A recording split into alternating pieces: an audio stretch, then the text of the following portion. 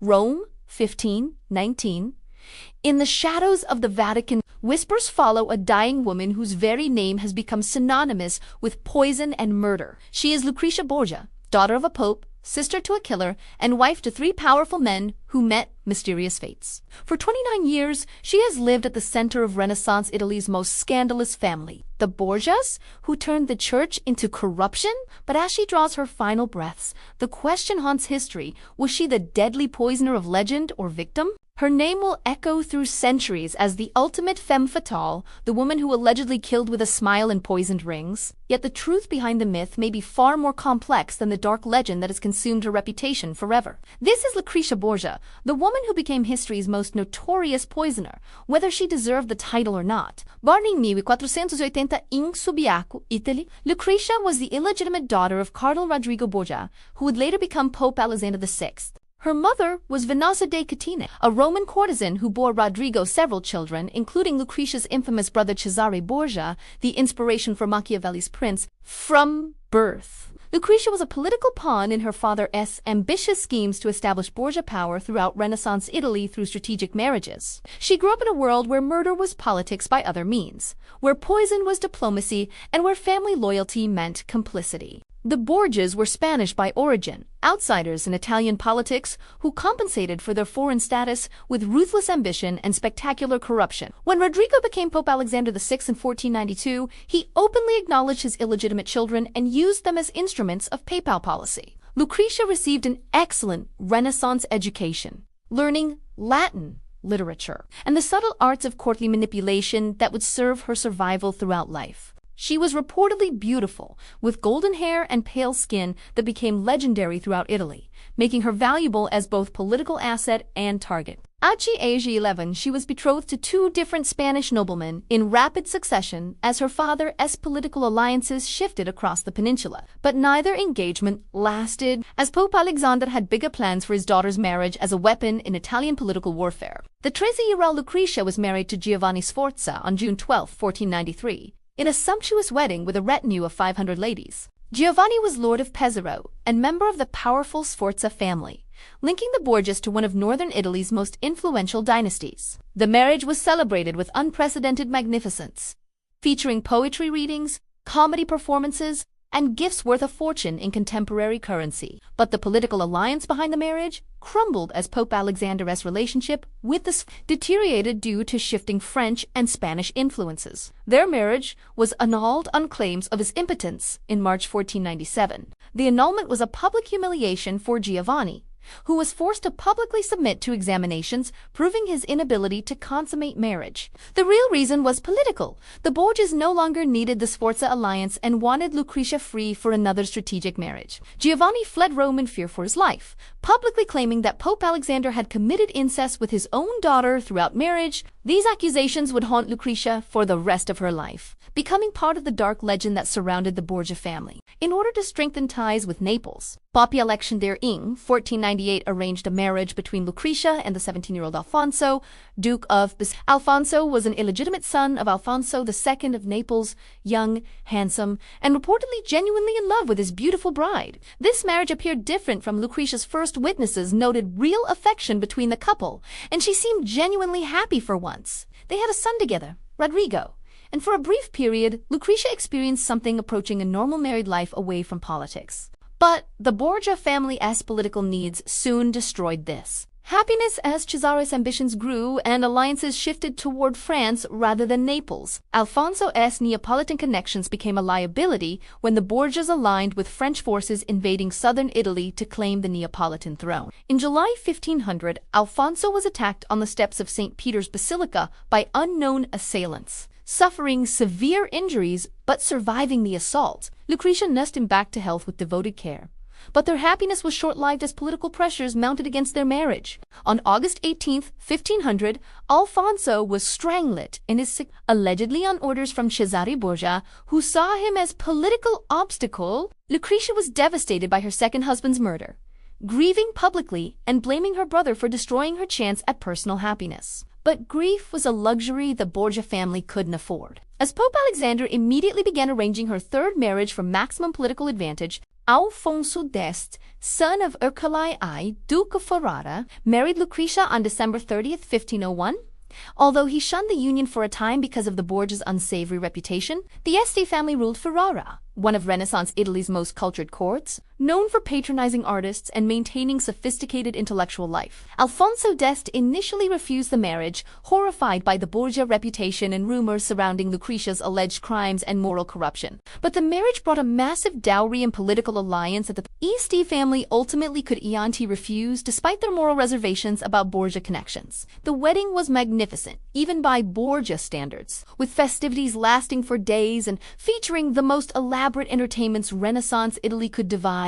Yet Alfonso remained distant from his new wife, treating her with cold formality while she struggled to overcome her family's toxic reputation. Gradually, however, Lucrezia proved herself to be intelligent, cultured, and genuinely devoted to Ferrara's welfare, winning over her initially suspicious subjects. She became a patron of arts and literature, transforming the EST court into one of Renaissance Europe's most brilliant centers of culture. Her correspondence reveals a woman of genuine intelligence and sensitivity. Far from the calculating poisoner of popular legend and contemporary rumors, when Pope Alexander VI died in 1503, Lucrezia was freed from her family's direct political control for the first time in her life. Pope Alexander VI died a year later. In August 1503, some sources suggest that he was accidentally poisoned, although the cause is more likely to have been malaria. With her father's death and Caesar's rapid fall from power, Lucrezia could finally live independently of the Borgia political machine that had controlled destiny. She threw herself into governing Ferrara during Alfonso's frequent absences on military campaigns, proving herself a capable and popular administrator. The people of Ferrara came to love her, seeing her as genuinely caring for their welfare rather than exploiting them for personal gain. She bore Alfonso several children, including Ercole II, who would become the next Duke of Ferrara, securing the Este dynasty's continuation. Her letters from this period reveal a woman finding genuine happiness in motherhood, governance, and patronage of arts, rather than political intrigue. But the dark legends surrounding her earlier life refused to die, as enemies continued spreading stories of her alleged poisoning abilities. For example, it was rumored that Lucrezia was in possession of a hollow ring that she used to poison drinks. However, no historical basis for these accusations exists, beyond the attacks of her enemies. The poison ring became the most famous element of her legend, supposedly allowing her to kill anyone by dropping poison into their wine. There is no evidence for Lucrezia poisoning anyone, but the Borgia's power and privilege meant their enemies were prone to disappearing mysteriously. Modern historians have found no credible evidence that Lucrezia ever poisoned anyone, suggesting her reputation was built on political propaganda and misogyny. The accusations appear to have been weapons used by the Borgia family's enemies to discredit them through attacks on Lucrezia's morality. Renaissance Italy was particularly prone to poison accusations against powerful women, reflecting deep-seated fears of female political influence and independence. Lucrezia's beauty, intelligence, and political connections made her an easy target for rumors that combined sexual scandal with accusations of murder. Her association with the genuinely ruthless Cesare Borgia tainted her reputation by extension, as people assumed she shared his methods and morals. The incest rumors involving her father and brother were almost certainly false, designed to destroy the family's political credibility through sexual scandal. Yet, these stories became so widespread that they overshadowed Lucrezia's genuine achievements as ruler of Ferrara and patron of Renaissance culture. Her final years were marked by genuine happiness and accomplishment, as she successfully integrated into Ferrara society and earned widespread respect. She became known for her charity, intelligence, and devotion to her subjects, earning praise from contemporary observers who actually knew her. After Lucrezia's death on the 24th of June 1519, Alfonso formed a union with Laura Diante, by whom he had 2 illegitimate sons. She died at age 39 from complications following childbirth, surrounded by family members who genuinely mourned her loss and celebrated her life. Alfonso grieved publicly for his wife. Having come to love and respect the woman he had initially married reluctantly for political reasons, the people of Ferrara mourned their duchess, remembering her kindness and effective governance rather than the dark legends from her youth. But history remembered the myths rather than the reality, transforming Lucrezia into the archetypal Renaissance femme fatale and poisoner of popular imagination. After her death, Lucrezia Borgia became known for her fearsome reputation. Accounts floated to the surface, and her true character became almost a myth. Writers and dramatists seized on her story, creating fictional versions that emphasized poison, incest, and murder over historical accuracy and nuanced truth. Victor Hugo's 1833 play Lucrezia Borgia established her popular image as a beautiful, deadly poisoner who killed for pleasure and political advantage. This theatrical version became more famous than the historical woman, cementing her reputation as Renaissance Italy's most notorious female villain in popular culture. Yet, as modern biographers reveal, the truth is far more fascinating than the myth. Neither a vicious monster nor a seductive pawn, Lucrezia Borgia was a determined woman who used her beauty and intelligence to secure a key role in the political struggles of her day. Modern historical research has largely vindicated Lucrezia, showing her to be a victim of political propaganda rather than perpetrator of legendary crimes. She was a woman trying to survive in a world where females had little power, except through marriage and family connections. Her intelligence and beauty made her valuable to her family's political ambitions, but also vulnerable to enemies who attacked through sexual scandal. The real Lucrezia appears to have been compassionate,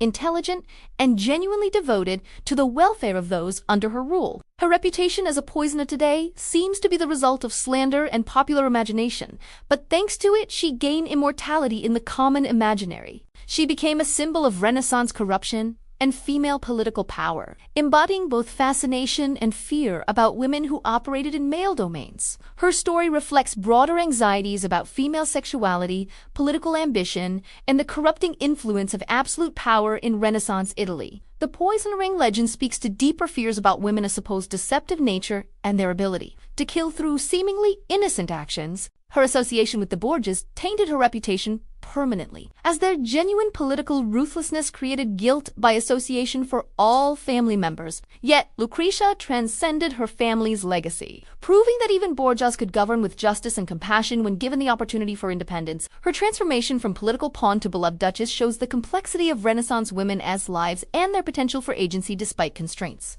She proved that women could exercise real political power effectively, contradicting contemporary assumptions about female incapacity for governance and leadership. Her patronage of arts and literature contributed to Renaissance cultural flowering, showing how women could influence history through cultural rather than military means. The contrast between her dark legend and historical reality reveals how misogyny shaped historical memory, privileging scandalous rumors over documented achievements. Lucrezia Borgia remains a cautionary tale about the power of propaganda to destroy reputations and the difficulty of separating myth from reality. Her story demonstrates how women in positions of power become targets for accusations that combine political attacks with sexual scandal for maximum effectiveness. The dark princess of poison and power was ultimately neither, but rather a woman who survived impossible circumstances with intelligence and grace. Her legacy lives in the tension between myth and reality, showing how legend can sometimes prove more powerful than truth in history.